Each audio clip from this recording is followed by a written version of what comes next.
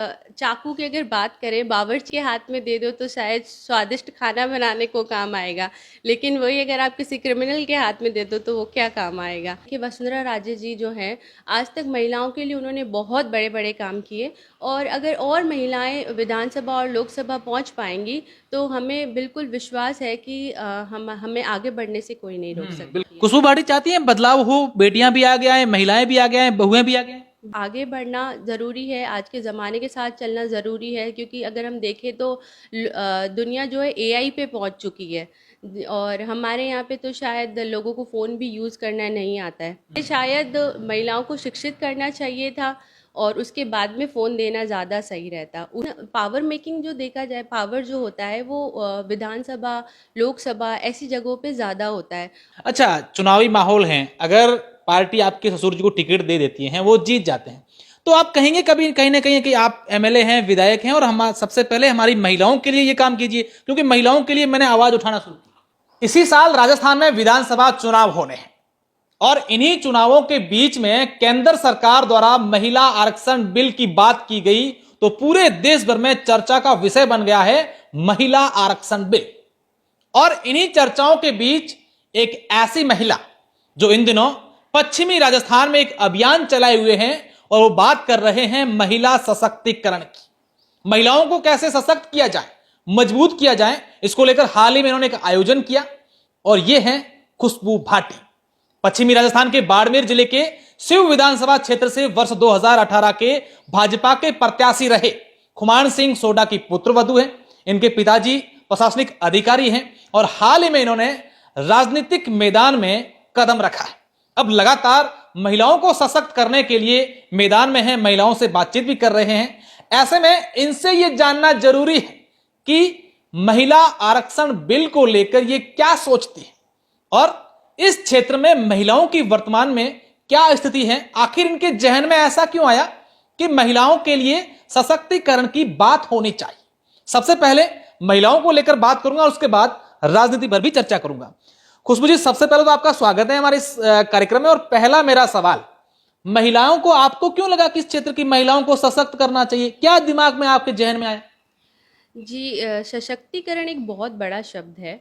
सशक्तिकरण अगर महिलाओं की बात की जाए तो महिलाएं अपने आप में ही सशक्त होती हैं। जैसे कि देखा जाए तो ऐसा कोई काम नहीं है जो महिलाएं नहीं कर सकती।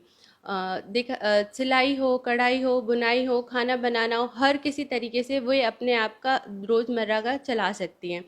लेकिन इसी के साथ आज के ज़माने को लेके देखें तो पढ़ाई भी एक बहुत इम्पॉर्टेंट पहलू है। क्योंकि अगर पढ़े लिखे नहीं होंगे तो हम देख रहे हैं जैसे जैसे डिजिटाइजेशन बढ़ता जा रहा है तो पेमेंट डिजिटली ट्रांसफ़र करना, उनको जो लाभ मिल रहे हैं अलग अलग स्कीम से, वो नहीं समझ पाएंगी। तो उसके लिए उनका पढ़ा लिखा होना अति आवश्यक है।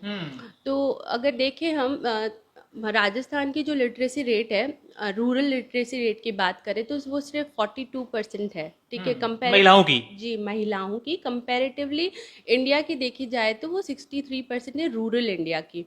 तो इसीलिए, और अगर हम शिव विधानसभा की बात करें तो यहाँ का एरिया बहुत ज़्यादा ही पीछे है, स्पेशली महिलाओं के लिए। यहाँ किसी भी महिला का पढ़ा लिखा होना ही अपने आप में बहुत बड़ी बात होती है। यदि अगर आप किसी पढ़ी लिखी महिला को देखेंगे तो यहाँ लोग कहते हैं कि वो पढ़े लिखे है, वो पढ़े लिखे है, जबकि ये एक बहुत नॉर्मल बात है। आज आज़ादी के बाद से सरकार लगातार कोशिश कर रही है कि हमारे देश की बेटियां आगे बढ़ें, पढ़ें, लेकिन फिर भी आज इस स्थिति ये है अपने विधानसभा की कि यहाँ पे पढ़ा लिखा होने पे किसी बच्ची की कहा जाता है कि देखो तो सही वो पढ़ी लिखी है। और अच्छा, मेरा एक सवाल बीच में मेरे जहन में आ रहा है कि तमाम बातें आप कह रहे हैं कि पढ़ा लिखा होना जरूरी है, कहीं ना कहीं अगर राजनीतिक बातों से परे होकर के एक सामान्य बात सोचें कि इस क्षेत्र की महिलाएं, आज हम देख रहे हैं कि देश की महिलाएं हर क्षेत्र में आगे बढ़ रही है, चाहे खेल जगत की बात करें, कारोबार की बात करें, तमाम क्षेत्रों में महिलाएं बढ़ रही है। तो कभी कभी अंदर एक दुख होता है कि हमारे क्षेत्र की महिलाएं आज कहीं ना कहीं पीछे रह रही है।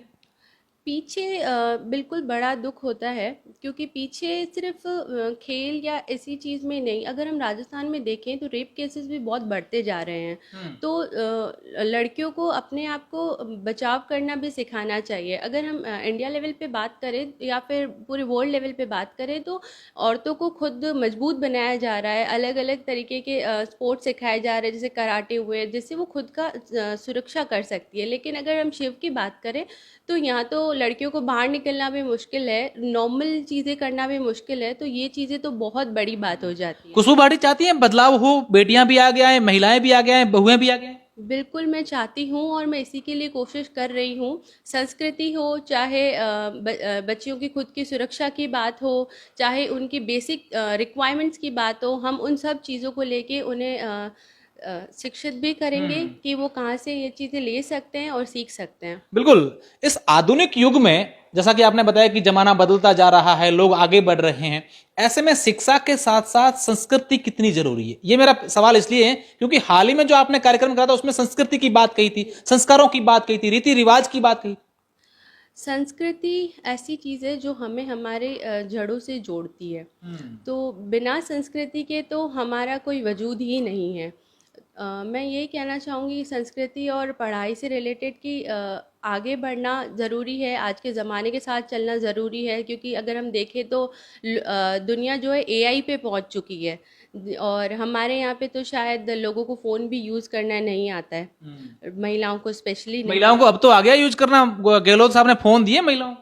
नहीं, तो वो चीज़ ये है कि अगर आप किसी के चाकू की अगर बात करें, बावर्ची के हाथ में दे दो तो शायद स्वादिष्ट खाना बनाने को काम आएगा, लेकिन वही अगर आप किसी क्रिमिनल के हाथ में दे दो तो वो क्या काम आएगा।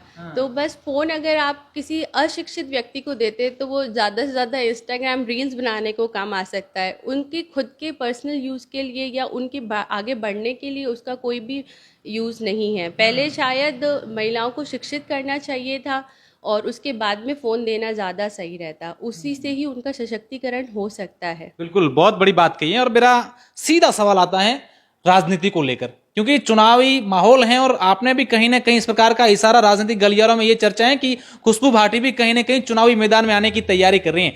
मोदी जी ने हाल ही में महिला आरक्षण बिल को लेकर कल बात हुई, स्पेशल संसद बुलाई गई, वहां पर बातचीत हुई और ये प्रस्ताव भी हुआ। क्या सोचते हैं महिलाओं की 33% भागीदारी राजनीति में? 33% भागीदारी बहुत बड़ी बात है।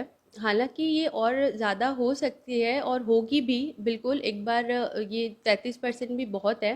पहले जैसे हमें पंचायत समिति में 33% पहले से मिल रही है, तो देखा जाए तो ग्राउंड लेवल पे तो ये चीज़ें सक्रिय है, लेकिन पावर मेकिंग जो देखा जाए, पावर जो होता है वो विधानसभा, लोकसभा ऐसी जगहों पे ज़्यादा होता है और वहाँ पे मुद्दे बहुत मजबूत तरीके से रखे जा सकते हैं। बिल्कुल, अगर महिलाएं उस जगह पे होगी, जैसे कि हम देखें वसुंधरा राजे जी जो हैं, आज तक महिलाओं के लिए उन्होंने बहुत बड़े बड़े काम किए, और अगर और महिलाएं विधानसभा और लोकसभा पहुंच पाएंगी तो हमें बिल्कुल विश्वास है कि हमें आगे बढ़ने से कोई नहीं रोक सकता। बिल्कुल। अब मेरा सवाल सीधा यही है कि कहीं ना कहीं महिला आरक्षण बिल की बात आई, उसके जस्ट पहले कुछ इशारा, ऐसे बातें भी चल रही थी कि महिला आरक्षण बिल, ये तो नहीं है कि खुशबू भाटी महिला आरक्षण बिल को लेकर तैयारी करें शिव विधानसभा क्षेत्र के, अगर महिलाओं के लिए रिजर्व होती है तो मैं चुनावी मैदान में।